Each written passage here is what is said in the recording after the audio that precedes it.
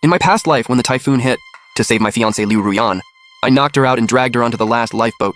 When Liu Ruyan woke up, she was so grateful. Got on her knees with flowers, swore to me.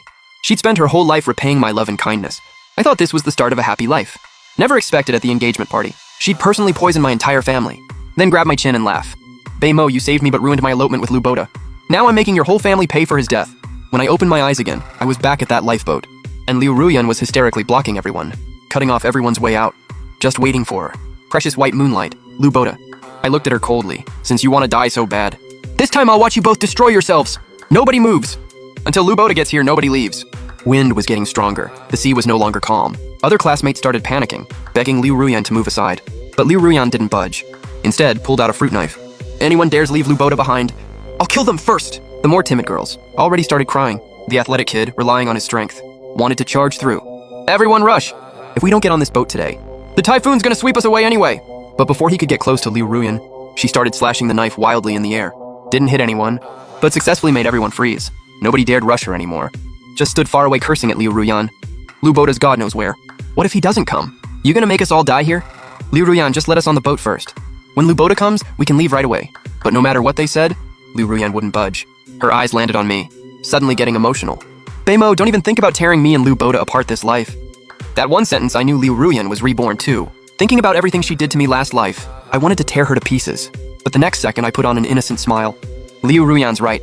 Liu Boda's our classmate too. How can we abandon a classmate to save ourselves? Liu Ruyan looked at me weird. Didn't understand why I was suddenly on her side. Beimo, good that you get it. Or don't blame me for being ruthless this time. I squeezed the class president's hand, signaling him to stay calm. The class president was one of the few who knew my rich kid identity. Also knew this. Summer trip was funded by me. Getting a second life, knowing the typhoon was coming. Why would I repeat the same mistakes? The moment I realized I was reborn, I texted my dad to come rescue me. Even if Liu Ruyan blocked the boat, wouldn't let me on, I could still get all my classmates out. I calmed the class president down, had him quietly tell the others, don't be scared. But watching the typhoon getting closer, everyone was getting more anxious. Just then, Liu Boda showed up late carrying baby sea turtles. Liu Ruyan's eyes lit up. Liu Boda, I'm here, let's get on the boat. Liu Ruyan immediately moved aside, went to grab Liu Boda. But right then, the wind flipped over the only lifeboat. Students nearby got blown into the sea. The boat sank. Liu Ruyan moved quick, pulled Liu Boda and jumped ashore. Other students nearby weren't so lucky, struggling in the water. Everyone scrambled around to pull them out. Watching Liu Boda mocking them from the side, the rescued students glared at him. Liu Boda, if it wasn't for you, would we be in this mess? You were gone all that time, just to save some turtles. You're gonna get us all killed. Now the only boat's gone. What do we do? Facing everyone's accusations, Liu Boda sniffled. These are baby sea turtles.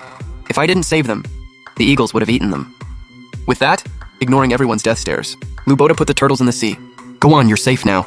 Swim home. With the typhoon closing in, nobody had time to blame Liu Boda. All looked at me.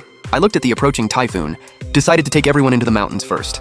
Everyone followed my lead, immediately headed up the mountain with me. But halfway up, Liu Boda started acting up again. Liu Boda tripped, twisted his ankle, said he wouldn't go anymore. Everyone already resented Liu Boda for making them miss the last boat. Seeing him dragging them down again, everyone sped up, getting away from him.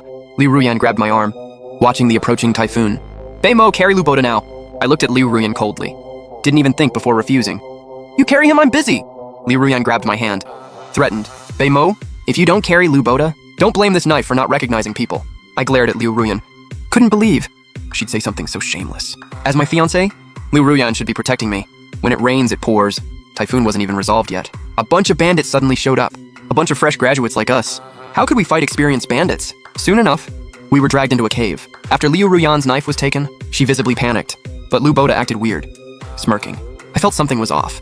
Even though this was abroad, bandits suddenly appearing in a tourist area was pretty weird. And why was Liu Boda smiling after getting caught by ruthless bandits? But I didn't get much time to think. The female leader came out, looked around, eyes landing on me. Seeing the scarf around her neck, my heart settled.